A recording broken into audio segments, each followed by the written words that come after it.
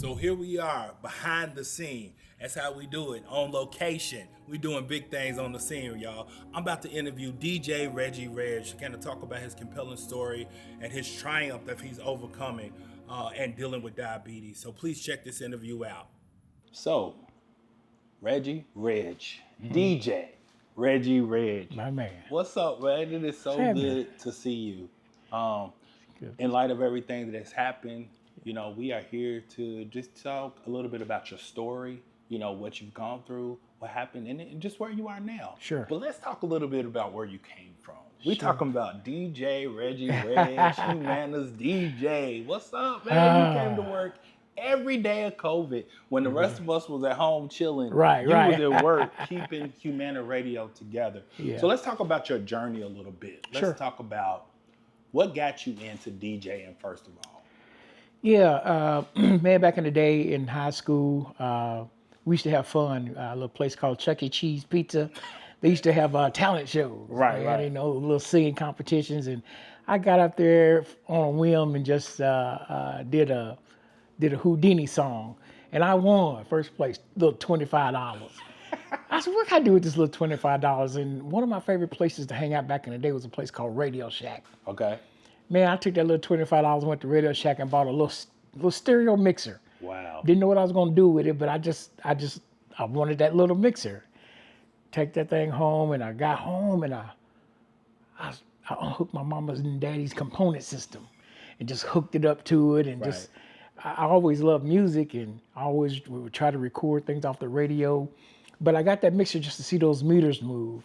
And over time, man, it just I met a guy who actually got me started in DJing. His name was DJ Losky, Carlos Roulette, and he used to take me around with him while he would do high school events and stuff. And I used to help him carry stuff around, and I got interested in just like, wow, this is cool, you know. And over that time, man, just incorporated it, and I left and went to the military, and you know, and just bought all this equipment over in Germany, and that gave me that passed the time for me.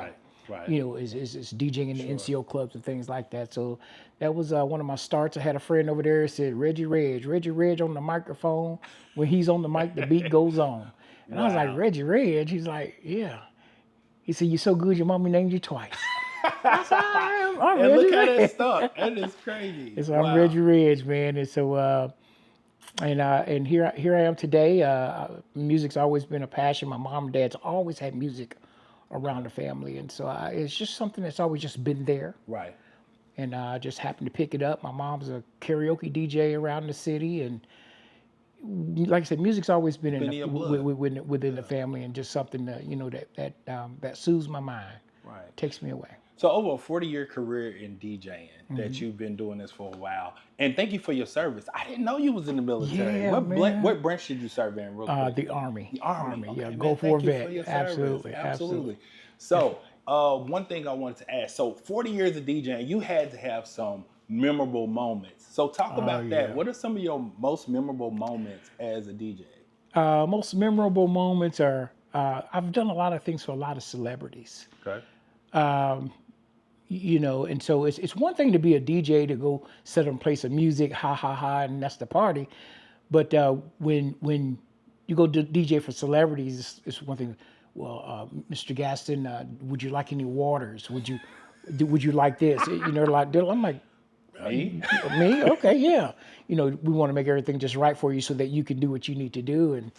And so one of the biggest things is there's a local horse trainer here, Bob Baffert. Okay. Horse trainer. Years ago, they asked me to DJ his wedding out in San Diego, California, and I was starstruck there. It was beautiful, man, and you know, it was just, of course, that's a memorable moment, and you know, for folks that want to fool with someone, you know, like I say, I'm just a DJ, but you're more than a DJ when people think more of you as a person. And I started to really think that I was somebody more than a DJ, because I'm like, wow, folks that fool with you don't really have to fool with you. Absolutely. You know, and so I took pride in what I was doing and how I was doing things, and you know, went from NBA, basketball players to NFL players to, I've done a lot all over. I used to do I did the Pepsi Challenge for the Super Bowl. Oh, wow. I did that 2 years in a Didn't know row. that. Florida, Florida, and then one in Jacksonville, Florida, years ago. I was the DJ for the Pepsi Challenge. Wow. Yeah, and those, like I said, those are memorable moments there doing that. And so there used to be a point in time where, hey, I'll do it. And then over time you see things say, well, I don't have to do it. People Yeah. call me by name. Oh, hey, let's get him, which is a blessing within itself. And so, I guess if you're good at what you do, then you have a good name and a good following, and things tend to fall into place. Absolutely.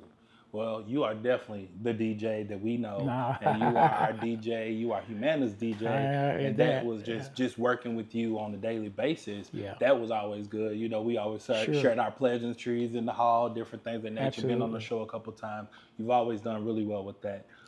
So let's take me to March. Let's talk about March. Let's talk about when something happened with your foot, and when did you know that it was more serious? So kind of tell me about March. Yeah, so I was doing a big event in March, and I was getting ready, I was changing clothes and things, and I was going to go take a shower, and I was walking in the hallway, and I saw my flip-flops. I had a little liquid in my foot, in my flip-flop. What is that? Raining, something dropping, or something leaking or something, and didn't really pay attention. So when I got out of the shower, came back, and I was like, man, there's still some stuff in my shoe, and I looked at the bottom of my foot. I'm like, it was a little blister on the bottom of the foot. I'm like, man, what is this? And didn't think nothing of it much.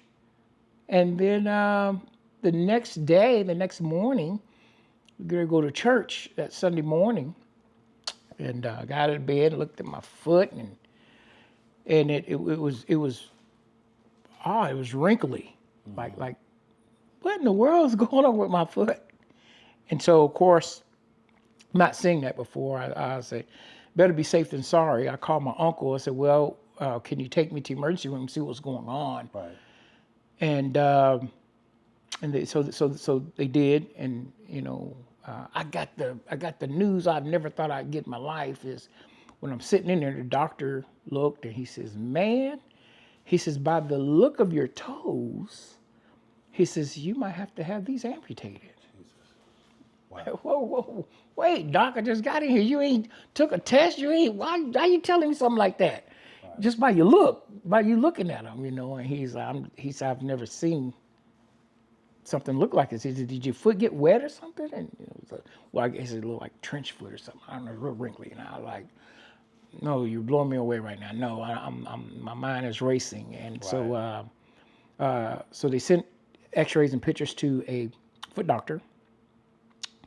And the next morning, I had an appointment to go to the foot doctor. Went to the foot doctor, and he looked at it, and he said there were your toes have very small blood vessels in them, and by me being a diabetic, which I've always known I have been.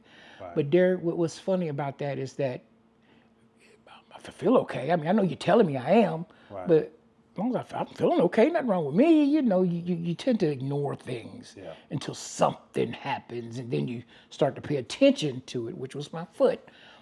And then by that time, though, for me, it was a little too late, so... not a lot of blood flow in my toes. The first time I've ever heard about a HBO, hyperbaric chamber, oxygen chamber, to try to, it heals from within. It takes like a Band-Aid, you put a Band-Aid over top of a wound, but this is like pulls all the good things out to the outside surfaces of your body. Do that to try to restore life within, my foot, my toes and things like that. And it was, like I say, the blood vessels in your toes are so small that they were kind of destroyed to have, actually to have life in them. And so the foot doctor himself said, probably be best if we go ahead and remove them all, amputation. And again, another gut punch. My mind is racing, and it's just, I didn't know what to think. I started crying. Of course, like I say, mentally, it's just tore me down. And I used to wonder why at home I couldn't really go to the bathroom without being tired. Like, golly, man, I just walked from the bedroom to the bathroom or to the kitchen. Comes to find out, I had an infection in the foot. Wow. Which made my body just weak and not, just really, tired. So once I got to the doctor and they x-rayed, did all they did,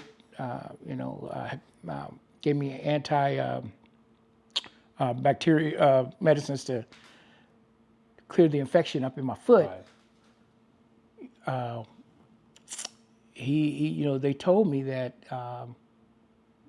by looking at it from the surface, just your toes. He said, I don't think we have to go further into the foot, just the toe part. Good. And then looking at it, I had more than the worries of just the toe. It was more of a deeper infection, more into the foot. Got to get that cleared up so it doesn't spread throughout the body, and that was a big issue. Anyway, God is good. Yeah. He cleared that up, cleared the infection up.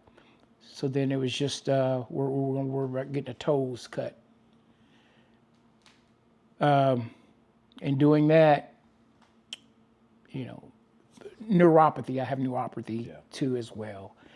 He says, I really wouldn't worry about a lot of things. He said, because you don't feel things anyway, really like a normal person would. So once you have the toes removed, you would know. Right.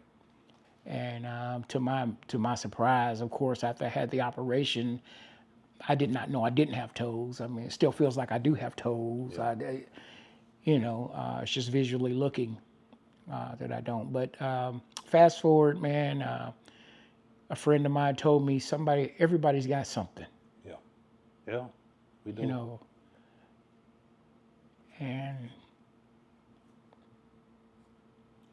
yeah. It just kind of, am I who I am anymore? Absolutely. My mind starts. Yeah. I mean, I hadn't DJ'd in a while. When I say a while, I'm just talking about my journey. Yeah, yeah. I'm not trying to overshadow things that happen to anybody else or what anybody else is going through. But for me, my journey is, golly, like, I don't know what I've never been this still. Yeah. And I know it's just been April, March, to now, 90 days or 3 months. But boy, it seems like an eternity because I'm always on the go. Yeah. And so much so that God, for whatever reason, says to me, sit still, my son. Yeah. You're going through what you're going through, but sit still. He says, you can't outwait me. So just sit still. Be patient. And so even with future DJing, I still love it. I don't want to do it. But what is more of my purpose now? Yeah. Derrick, I'm just thankful that, it is what it is. Yeah. And I used to be embarrassed about it. Nobody gonna like me no more. Yeah, nobody got that this and that. Like you say, there's something wrong with everybody. Yeah. If not, just keep living. Yeah. There's something wrong with everybody. Everybody has trials and tribulations. Everybody has tests. And a lot of times our tests are not for us. And when you think about, just think about trees. Apple trees, fruit trees, they don't eat their fruit. No. They just need water to grow. Their fruit is for other people. So when we go through things and trials and tribulations, a lot of times it's not just for us. It's for other people. It's for other people. Yeah. So you're still DJ Reggie Reg, no matter what. Yeah. You have to know that. And I'm got some more questions, but I just want to tell you that you are still DJ Reggie Reg. Yeah. That's never going to stop. And you are still who you are. And I guess my thing is you lifted up and blessed so many people. How have you felt supported with the community, your job? Just how have you felt supported through this? I feel very supported. Even the slightest, hey, heard about you, you okay? I mean, wow, thank you. that was a big support. Just something like that, reaching out, and those who, do what they do. I'm very amazed. I have a very big support system, especially with my mother. Yeah. And I know that she's getting older, and for her to do what she does for me, it's just, I'm so thankful, so blessed that I have that true mother, man. That she does it all for me, and she makes sure that I have what I need and get where I need to go, and like I say, friends and family, and everybody's supportive.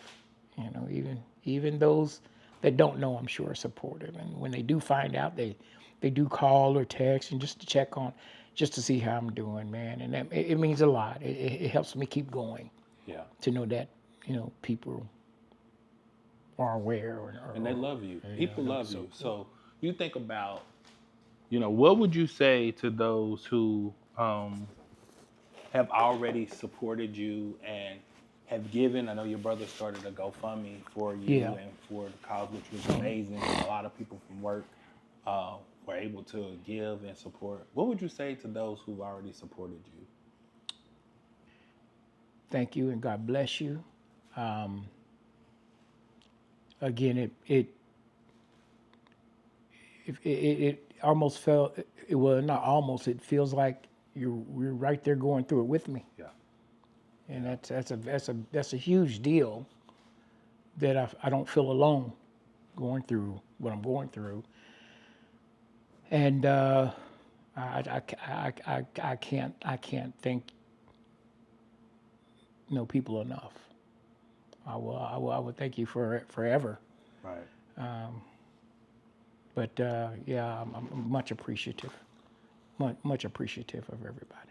Totally believe it. You just said you've always been a blessing. You've always been a good dude. I love our banter that we've always had. Absolutely. Working at Humana. You are Reggie Reg. So what are your hopes, thoughts, prayers, dreams for the future as you continue to learn your new way of living and working and being Reggie? Yeah, so with lots of time to think about things, I said I'm gonna use what I'm going through, my journey, to help those who maybe are afraid or not wanting to make that next step or to take care of themselves. I just want to, if I help one or two people, just go get that checked out. Just you don't know, just go get it checked out. Yeah. Could save a whole lot of mess later if you just get it, if you get things now, and that's with anything. But I just want to encourage people to you can't put a price on your health, and there's nothing else worth having if you're not here to have it. Absolutely. And again, I just thank God that if I am someone to encourage, motivate you to, again, love yourself or check yourself out enough to know what's going on, know what's going on, and I just think all the time, like, man, if I didn't go and I just ignored what I was, my foot, where that infection, what else it could have done? It could have taken my leg, it's just an on and on thing. And again, I'm just glad I had enough sense to go, let me go get this. Let me just go check it out and see what's going on. And so the lifestyle of what I was doing now, I the doctors was like, you can still eat what you eat, but just in moderation. Don't, have a little bit of something. Just satisfy your eat for fuel, not for pleasure. Have a little bit of this, have a little bit of that, but don't just glut yourself with those And so I've really changed. I know that my, they speak of this thing, the A1C, your A1C, and I know mine was 13 at one time, but now it's like 6 something, and Derrick, I've been told that years ago. Yeah. Didn't pay no attention to it. I didn't feel like nothing was wrong. I didn't feel it. And they say it's a silent killer. Like I said, you really don't notice nothing or pay attention to anything until something starts happening that you're like, what is this? Right. Then you start. But by then that could be too late. So just stay on top of knowing your number. And I applaud Humana for them always wanting to know your biometrics, know your numbers, know what's going on with yourself. Because you're no good to Humana or nobody else if you're no good. Right. So just those things are in place for reasons, and that's to, again, take care of yourself. And that's what it is, man. And just gotta take care of yourself. Well, man, I appreciate you allowing me to come here and talk to you and just reach out, because you are more than just a coworker. You are a brother. We have something at work called My Brother's Keeper. Yes. And the group, we shared your testimony that you had, that you did on the radio not too long ago before this happened. And you was going through this, and you shared it. Yeah. And I just want to say, from me and the brothers, we appreciate you. We see you. Thank you. And you are still our DJ, DJ Reggie Reg. I appreciate you. Thank you for letting me come, man. Any last words you want to have? You kind of told us already what to take care of ourselves, but is any last words you want to say before we go? Yeah, again, I really, really, really, from the bottom of my heart, appreciate, everyone out there that has heard my story or that has supported or reached out in any way. Thank you so much. I thank you forever, and it means a lot. It means a lot knowing that people care. So thank you for that. My blessings to you, or wishes for you all, is that, again, you take care of yourself and keep God first. I tell you, keep God first. A lot of times we question God. Why this? Why me? Why did that? But I always believe that there's reasons He has for things that He does. We might not understand it, but by and by, things come to front, I might not know why I'm going through what I'm going through now, or why I'm so frustrated and I want to walk, and it's not so much to go somewhere, but just to get up and go to the sink, the kitchen, just being independent, so just. But you will again. You will again. Will again. And you don't look like still what you've gone through and what you've been through. So Reggie, thank you again for letting me come. And you are still our DJ Reggie Reg. Thanks, D. I appreciate you, my brother, man. My man. Always. Yes. Thank you so much. I hope you enjoyed that compelling interview. And I hope you take his advice and make sure that you take care of yourself and trust God and keep Him first. Derrick Carr, behind the scene.